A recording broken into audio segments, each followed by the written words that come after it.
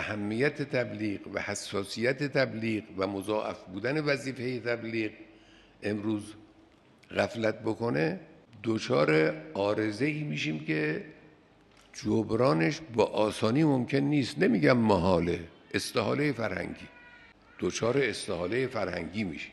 استحاله فرهنگی اگر لا سمح الله پیش بیاد، درست کردنش، جبران کردنش دیگه کار یک ذره و دو ذره نیست. امام مکرر در مواردی میفرمودن که اگر چنین اتفاقی بیفته سیلی اسلام خواهد خورد که تا سالهای متمادی اثرش بر روی او باقی خواهد بود. این قضیه اگر چنانچه ما غفلت بکنیم این پیش میاد. اگر غفلت بکنیم قبح زدایی می شود از گناهان بزرگ، از کبائر قبح زدایی میشه، عادی میشه. میبینید که در غرب